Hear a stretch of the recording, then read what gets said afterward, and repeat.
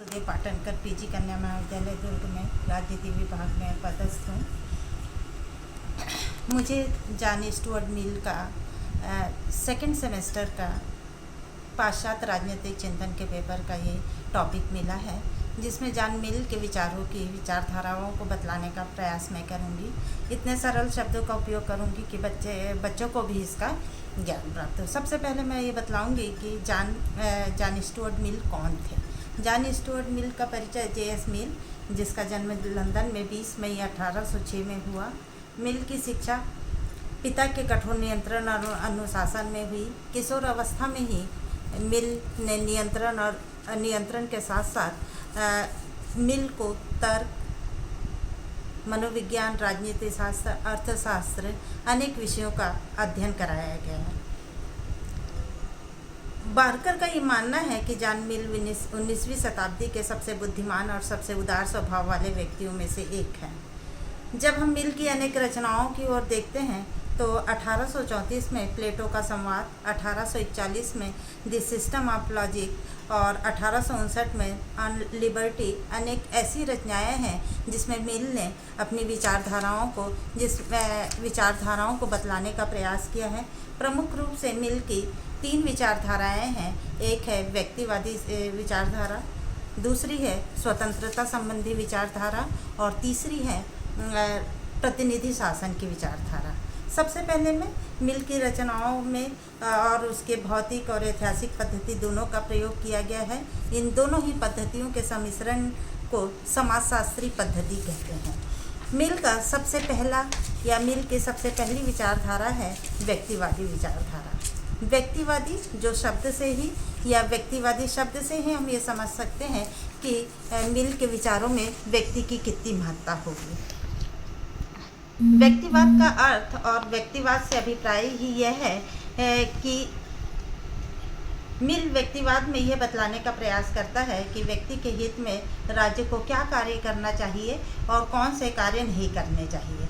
व्यक्ति राज्य के कार्यों को कम से कम करके वो ये बतलाने का प्रयास करता है कि राज्य में व्यक्ति का महत्व ज़्यादा होना चाहिए। व्यक्ति अपने कार्यों को पूर्ण करने के लिए समाज के साथ कम से कम जुड़े, कम से कम समाज व्यक्ति पर हस्तक्षेप करने का प्रयास करे। व्यक्ति को अपने हितों का सर्वश्रेष्ठ निर्णायक वो स्वयं है, अतः राज्य को उसके कार्यों में हस्तक्षेप नहीं करना चाहिए। राज्य कहीं भी व्यक्ति के कार्यों में हस्तक्षेप न करे, व्यक्ति को अकेला छोड़ दे। व्यक्ति साध्य है और राज्य एक साधन है। राज्य एक साधन है, इस साधनों के माध्यम से व्यक्ति अपनी आवश्यकता की पूर्ति कर सकता है। लेकिन मिल ये कहता है कि व्यक्ति साध्य और साधन है। व्यक्तिवाद को हम लासा फेयर के सिद्धांत के नाम से भी जानते हैं, जिसका अर्थ होता है व्यक्ति को अकेला छोड़ दो जिससे वो चाहे जो कर सके। इस प्रकार व्यक्तिवादियों के अनुसार राज्य एक आवश्यक बुराई भी है और राज्य एक आवश्यक बुराई होने के कारण मिल ये कहता है कि राज्य आवश्यक बुराई है और बुराई होने के कारण वो मनुष्य के हित के बारे में नहीं सोचते बल्कि राज्य के हित के बारे में सोचते हैं। परंतु राज्य मनुष्य के लिए आवश्यक भी है और इसलिए कहा गया कि व्यक्ति के लिए राज्य एक आवश्यक बुराई है, क्योंकि उसके पास सर्वोच्च शक्ति है और राज्य उस सर्वोच्च शक्ति का दुरुपयोग भी करता है। अतः इस बुराई को कम करने के लिए व्यक्तिवाद विचार के कार्य क्षेत्र को हम सीमित कर देना चाहते हैं। व्यक्तिवाद के अनुसार राज्य केवल एक पुलिसमैन है और राज्य का कार्य है डाकाजनिक हत्याओं को रोकना और समझौते को लागू करना, इसके अलावा कुछ भी नहीं।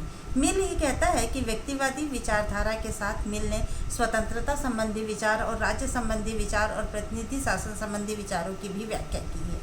यहाँ पर मिल ने व्यक्ति की महत्ता को ज़्यादा से ज़्यादा बतलाने का प्रयास किया है और उसका ये मानना है कि राज्य के हित के लिए व्यक्ति का होना आवश्यक है, लेकिन राज्य व्यक्ति के कार्यों में कोई भी हस्तक्षेप न करे। बगैर हस्तक्षेप के व्यक्ति अपनी आवश्यकता की पूर्ति अपनी आवश्यकता की पूर्ति कर सकता है। अब मैं आप लोगों को मिल के स्वतंत्रता संबंधी विचारों की व्याख्या करूंगी कि व्यक्ति और व्यक्ति की स्वतंत्रता कहाँ है। मिल का ये मानना है कि व्यक्ति को अपने व्यक्तित्व के विकास के लिए अधिक से अधिक अवसर मिलने चाहिए। व्यक्ति अपने विकास के लिए जब अधिक से अधिक अवसर ढूंढने का प्रयास करता है तो वो समाज के साथ जुड़ता है। इसलिए मिल का ये मानना है कि मनुष्य एक सामाजिक प्राणी है, फिर भी उसकी मान्यता है कि व्यक्ति अपने हितों का सर्वोच्च निर्णायक स्वयं है। इसलिए व्यक्ति को अपने हित और साधन के लिए अधिक से अधिक स्वतंत्रता देना राज्य का कार्य है। मिल के अनुसार ही सच्ची स्वतंत्रता वही है जिसे हम अन्य व्यक्तियों के अनुसार सच्ची स्वतंत्रता के माध्यम से व्यक्ति के सुखों और व्यक्ति को उनके सुखों से वंचित न करें। जब एक व्यक्ति अपने सुखों के बारे में सोचता है तो कभी भी उसको दूसरे के सुखों को दूर करने या दूसरों को अपने सुखों के लिए कष्ट पहुंचाना आवश्यक नहीं है। इसलिए मिल का ये मानना है कि स्वतंत्रता के आधार से प्रत्येक व्यक्ति अपनी स्वतंत्रता की पूर्ति समाज में रह के करता है। समाज कहीं पर भी उस पर बंदिश बनाने का कार्य ना करे। इसलिए मिल ने स्वतंत्रता के दो प्रकार बतलाए हैं। एक है विचार और भाषण की स्वतंत्रता और दूसरा वो ये कहता है कि कार्यों की स्वतंत्रता। जब विचार और भाषण की स्वतंत्रता के बारे में मिल का मानना है कि व्यक्ति को अपने विचार प्रकट करने की पूर्ण स्वतंत्रता होनी चाहिए। व्यक्ति के विचारों की स्वतंत्रता होनी चाहिए। राज्य और समाज का उसमें कोई भी हस्तक्षेप नहीं होना चाहिए। यहाँ तक कार्य की स्वतंत्रता के लिए मिल का विचार है कि कार्य उतने ही स्वतंत्र होने चाहिए जितने कि व्यक्ति के अपने विचार स्वतंत्र होने चाहिए। मनुष्य को अपने विचारों की तरह कार्य की भी स्वतंत्रता होनी चाहिए। व्यक्ति के कार्य की स्वतंत्रता को सीमित नहीं किया जाना चाहिए। यहाँ पर अगर वह अपने कार्यों के लिए दूसरों को कष्ट देने का प्रयास करेगा, दूसरों को कष्ट देने का कारण बनेगा, तो मैक्सी या मिल का विचार है कि इस तरीके से विचार और भाषण की स्वतंत्रता और कार्य की स्वतंत्रता समाज के माध्यम से ही व्यक्ति को प्राप्त होगी। मैक्सी का ये मानना है कि विचार और वाद विवाद की स्वतंत्रता पर मिल का अध्याय इस विषय पर राजनीतिक साहित्य के इतिहास में सर्वोत्तम वस्तुओं में से एक माना गया है। यहाँ मैं आप लोगों को ये भी बतलाऊं कि आज की परिस्थितियों के अनुसार अगर हम मिल की विचारधारा को देखते हैं कि व्यक्ति को स्वतंत्र छोड़ दिया जाए, तो आज वर्तमान या आधुनिक समय में या आज की वर्तमान परिस्थिति में हम व्यक्ति को स्वतंत्र या अकेला नहीं छोड़ सकते, क्योंकि आज व्यक्ति अपनी स्वतंत्रता का भरपूर फायदा उठाकर दूसरों को कष्ट पहुंचाने का भी कार्य करता है। अब हम स्वतंत्रता संबंधी विचारों की दूसरे विचारकों ने मिल की आलोचना भी की है और उसकी इस स्वतंत्रता संबंधी विचार की आलोचना में मिल की पहली आलोचना विचारकों ने जो की है उसमें ये कहा गया है कि मिल का ये सिद्धांत खोखली स्वतंत्रता और काल्पनिक व्यक्तित्व की बात कहता है। फिर ये कहा गया कि पिछड़े वर्ग को स्वतंत्रता मिल का ये सिद्धांत पिछड़े वर्ग की स्वतंत्रता को नहीं बतलाता। ये एक तरीके की सनकी स्वतंत्रता है, सत्य की खोज करने का प्रयास है और समानता की उपेक्षा की गई है। आलोचक ये कहते हैं कि मिल ने अपनी स्वतंत्रता की विचारधारा में समानता की उपेक्षा की है। छोटे और बड़े और सभ्य समाज को ज़्यादा से ज़्यादा समानता प्रदान करने का कार्य किया है। इस तरीके से आलोचना से ये निष्कर्ष निकालना भूल होगी कि मिल की स्वतंत्रता की धारणा एकदम निरर्थक है। मिल की अगली विचारधारा या ये कहूँ कि मिल के राज्य संबंधी विचारों की बात अगर हम करते हैं तो मिल ने अपनी रचना ऑन लिबर्टी में व्यक्ति की स्वतंत्रता संबंधी विचार रखे हैं। मिल न केवल व्यक्तिगत स्वतंत्रता का पुजारी है, वरन उसके राजनीतिक चिंतन का केंद्र बिंदु व्यक्ति ही है। व्यक्ति और राज्य की बात अगर हम करते हैं तो व्यक्ति अपने आप में एक संपूर्ण स्वामी है। इसलिए व्यक्ति पर समाज का किसी भी प्रकार का प्रतिबंध नहीं होना चाहिए। मिल का ये मानना है कि व्यक्ति को दूसरों के अनुभव की उन सब बातों का ज्ञान नहीं होता जो बातें वो स्वयं के लिए आवश्यक समझता है, वो दूसरों के लिए आवश्यक नहीं समझता।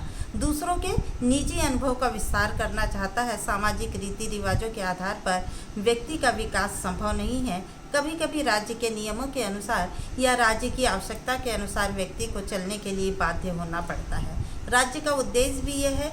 मिल ये कहता है कि राज्य और शासन का उद्देश्य सामाजिक और सार्वजनिक कल्याण करना है, क्योंकि राज्य का उद्देश्य मनुष्य के व्यक्तित्व का विकास करना है। मिल की विचारधारा से ये भी प्रतीत होता है कि मिल कट्टर व्यक्तिवादी विचारक था, परंतु ऐसा नहीं है। विचारों में केवल समाजवाद के प्रति झुकाव है, साथ ही साथ उसकी सहानुभूति समाज कल्याण के साथ है। फिर भी उसकी विचारधारा का केंद्र बिंदु समाज नहीं रहा, बल्कि व्यक्ति ही रहा, और इसलिए लेसे फेयर का जो सिद्धांत है कि व्यक्ति को अकेला छोड़ दो, वो सार्थक सिद्ध होता है कि मनुष्य को अगर अकेला छोड़ दिया जाए तो वह अपनी आवश्यकता और अपनी स्वतंत्रता का भरपूर उपयोग करेगा, और उसके लिए मनुष्य के लिए जो आवश्यक है उसकी पूर्ति करने का प्रयास करेगा। मिल की अगली विचारधारा है प्रतिनिधि शासन संबंधी विचारधारा, और प्रतिनिधि शासन संबंधी विचार से तात्पर्य है एक आदर्श शासन सच्चा प्रजातंत्र है। उसमें सभी व्यक्ति प्रत्यक्ष रूप से शासन के कार्यों में भाग लेते हैं। प्रत्येक व्यक्ति शासन के कार्यों में भाग लेने के साथ साथ शासन के साथ मिलकर कार्य करने का प्रयास करते हैं। शासन का स्वरूप लोगों के द्वारा निर्धारित होता है, अतः व्यक्तियों के द्वारा निर्धारित अन्य चीज़ों की तरह इसे भी अच्छा बनाया जा सकता है और बुरा भी बनाया जा सकता है। तो सबसे पहले मैं आप लोगों को बतलाऊंगी कि प्रतिनिधि सरकार का अर्थ क्या है। संपूर्ण जनता अथवा अधिकांश भाग स्वयं अपने द्वारा समय समय पर निर्वाचित किए जाने वाले प्रतिनिधियों द्वारा यह नियंत्रित शक्ति का प्रयोग करती है, जो प्रत्येक संविधान में कहीं न कहीं निवास करती है। ऐसे प्रतिनिधि जो जनता के माध्यम से या जनता के लिए कार्य करने वाले हों, जिसमें जनमत की स्वीकृति हो, जनमत का स्थायित्व हो, व्यक्ति की योग्यता हो, ऐसे योग्य प्रतिनिधि चुनकर सरकार के में लाए जाएं जो जनता के लिए काम करें, जनता की स्वीकृति हो, जनता उनके अच्छे बुरे के बारे में जानने का प्रयास करती हो और उनको ये शासन में स्थायित्व प्रदान करने का कार्य करते हों। इस तरीके से मिल ने प्रतिनिधि शासन संबंधी विचार के अंतर्गत अनेक उसकी अपनी विशेषताएं भी है।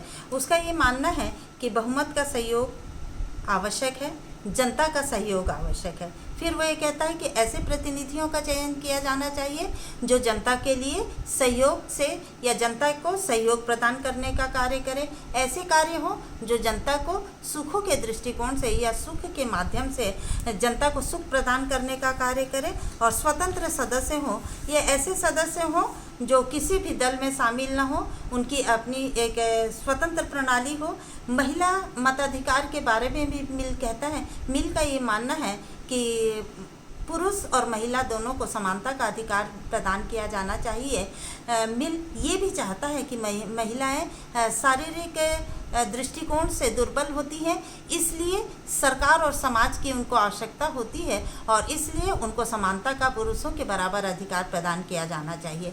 यह मिल अपने मित्र और अपनी पत्नी से ज़्यादा ही उनके करीब होने के कारण महिलाओं को समानता का अधिकार प्रदान करने का कार्य करता है। यहाँ खुले मतदान की भी बात मिल का मानना है कि मतदान खुला होना चाहिए, और खुले मतदान से मिल का तात्पर्य है कि हाथ उठाकर मतदान देने की प्रक्रिया को निर्धारित किया जाना चाहिए। प्रत्येक मनुष्य को अपने अच्छे और बुरे आधार से किस व्यक्ति को चुनना है, किसको नहीं चुनना है, इसके लिए उसको प्रत्यक्ष या अप्रत्यक्ष मतदान की व्यवस्था नहीं बल्कि हाथ उठाकर खुले मतदान की व्यवस्था की जानी चाहिए। यहाँ पर मिल की विचारधाराओं के अंतर्गत या ये कहें कि मिल के अनेक ऐसे विचार हैं जो प्रजातंत्र की बुराइयों और प्रजातंत्र की रक्षा करने का कार्य करते हैं, लेकिन उसके बावजूद भी मिल ने व्यक्तिवादी स्वतंत्रता विचारधारा और साथ ही साथ प्रतिनिधि शासन की विचारधारा पर अपने विचार व्यक्त करने का प्रयास किया। फिर भी जहाँ अच्छाई होती है उसके साथ साथ बुराइयाँ भी पाई जाती है, इसलिए मिल की इन तमाम विचारधाराओं के साथ साथ उसकी आलोचना भी की गई, और इस आलोचनाओं के अंतर्गत इस आलोचना में मिल को अप्रजातांत्रिक भी कहा गया, अव्यवहारिक भी कहा गया कि सुदृढ़ शासन की स्थापना के लिए अव्यवहारिक व्यवस्था रही। खुला मतदान उपयोगी नहीं है। मिल के खुले मतदान का समर्थन मिल ने खुले मतदान का समर्थन किया, जबकि आलोचक कहते हैं कि खुला मतदान संभव नहीं है। आज की वर्तमान परिस्थिति में जहां जनसंख्या अधिक होने के कारण खुला मतदान की व्यवस्था सही नहीं मानी जाती। मिल ने स्वतंत्रता पर अधिक बल देकर समानता की उपेक्षा की है। बहुल मताधिकार के सिद्धांत को समाज में बहुल मताधिकार के सिद्धांत के माध्यम से समाज में असमानता पैदा करते हैं, लेकिन मिल के विचारों में अनेक दोषों के बावजूद भी मिल के सभी विचार महत्वपूर्ण हैं और इसलिए व्यापर ने कहा, मिल प्रजातंत्र की बुराइयों से प्रजातंत्र की रक्षा करना चाहता है, क्योंकि यह तात्कालिक आवश्यकता भी है और उसका महत्व अधिक है। मिल चिरंजीवी और चिर स्मरणीय रहेगा। राजनीतिक चिंतन के इतिहास में मिल का अपना योगदान रहा और इस योगदान में मिल ने उपयोगितावाद में संशोधन किया, व्यक्ति की स्वतंत्रता को प्रबल बनाने का प्रयास किया, व्यक्तिवाद का समर्थन किया, समाज के लिए स्वतंत्रता का महत्व बतलाया, राजनीतिक सुधारक के रूप में आया, श्रमिकों के हित का समर्थन किया। निस्संदेह राजनीतिक चिंतन के इतिहास में मिल का महत्वपूर्ण स्थान है। मिल अपने युग का राजनीतिक साहित्य का एक ऐसा दृष्टा और मौलिक विचारक और महान सुधारक माना जाता है। धन्यवाद।